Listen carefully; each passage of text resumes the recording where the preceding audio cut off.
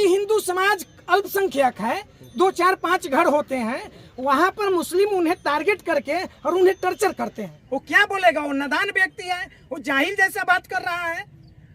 हम लोग तो उस पर मनहानि का केस ठोकने वाले हैं, उसको छठी का दूध याद करके कराकर छोड़ेंगे हम लोग। यदि उस गांव के लोग में इतनी उदंडता है और वह यदि जिहादी मानसिकता के हैं और यदि वो कहते हैं कि हिंदू कोई भी झंडा लगाकर इस गांव से नहीं जाएगा, इतना झूठ बोलने की उनकी ट्रेनिंग है ऐसा कि गलती भी करो और सफेद झूठ बोलो और दूसरे समाज पर सारा जो है अभियोग उन पर मढ़ दो। प्रशासन उचित कार्रवाई उसी समय कर दी होती तो आज ये दूसरी घटना नहीं होती। हनुमान जी की मूर्ति की प्राण प्रतिष्ठा होने वाली है, 20 तारीख से यहाँ पर कलश यात्रा निकलने वाला है और उसके निमित्त उस ग्राम से होकर बगल के गांव में कुछ हिंदू समाज का अपना घर है। तो कहीं भी जग होता है तो जग जाहिर है कि वहाँ के कार्यकर्ता बगल के सभी गांवों में जाते हैं और मातृशक्ति से जाकर निवेदन करते हैं, क्योंकि कलश यात्रा में माँ बहनें आती है और वह जल भरी करके और कलश यात्रा एक शोभा यात्रा का रूप धारण करता है जो आता है जगह स्थल तक, फिर वह स्थापित होता है। तो इसी संदेश को देने के लिए वो बगल के गांव में जा रहे थे। शायद वहाँ एक कोई टोला के नाम से जाना जाता है, जिसमें कुछ अपने हिंदू बंधु का ही है इजमाली में। तो यहाँ बहुसंख्यक है मुस्लिम समाज के लोग, उस गांव में हिंदू अल्पसंख्यक है। लेकिन ये गजब विडंबना की बात है कि पूरे देश में मुसलमान को अल्पसंख्यक घोषित किया जाता है। तो पूरा हिंदू समाज भाईचारा का परिचय देते हुए हम तो चुनौती के साथ कह रहे हैं कि 100 गांव का सर्वे कीजिए और जिस गांव में 2 घर 4 घर मुसलमानों का गांव है, वहां पर कभी भी उनके साथ एक घटना घटी हो हिंदुओं के द्वारा और प्रताड़ित किया गया हो, ऐसी कोई सूचना मिले तो फिर आप हमें बताइए। लेकिन जहां भी हिंदू समाज अल्पसंख्यक है, 2, 4, 5 घर होते हैं, वहां पर मुस्लिम उन्हें टारगेट करके और उन्हें टर्चर करते हैं। ये जग जाहिर बात है। संगठनों के एक बैठक जो रखी गई है, इसमें आए हुए हैं, इस बैठक के माध्यम से क्या संदेश देना चाहिए? इस बैठक के माध्यम से संदेश स्पष्ट है। पहले तो इस जग को संपन्न कराना है, पहला हमारा यह अपना काम है।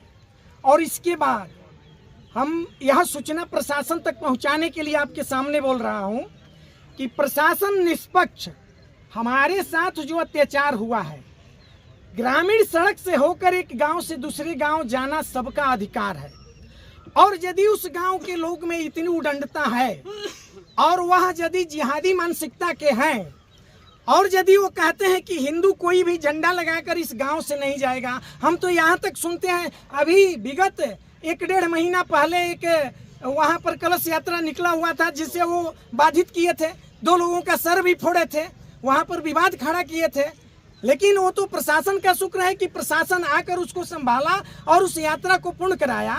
तो हम कहते हैं कि क्या विडंबना है। यदि प्रशासन उचित कार्रवाई उसी समय कर दी होती तो आज ये दूसरी घटना नहीं होती। लेकिन वहाँ एक पेट्रोल पंप है, प्रशासन को चाहिए कि कम से कम सीसी कैमरा से देखें, और नहीं तो जो फुटेज आप लोग भी दिखा रहे हैं ना, वहाँ के कुछ लड़के जो हैं वीडियो बनाकर छोड़े हैं, वायरल किए हुए हैं, तो स्पष्ट हो रहा है उसमें 15-16 लोग दिख रहे हैं, 6-7 गाड़ियां दिख रही है।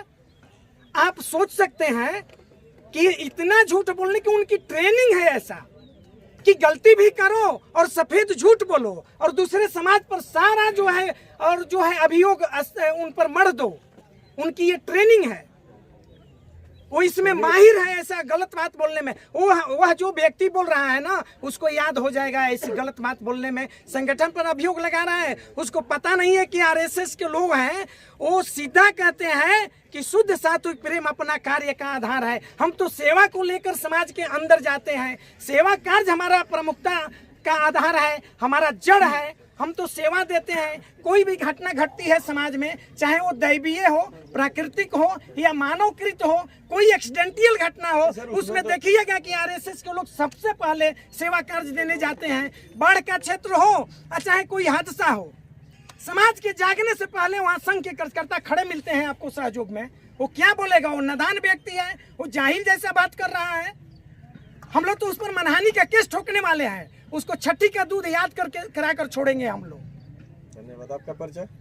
रंजित मिश्र, विभाग मंत्री, विश्व हिंदू परिषद, सारण विभाग।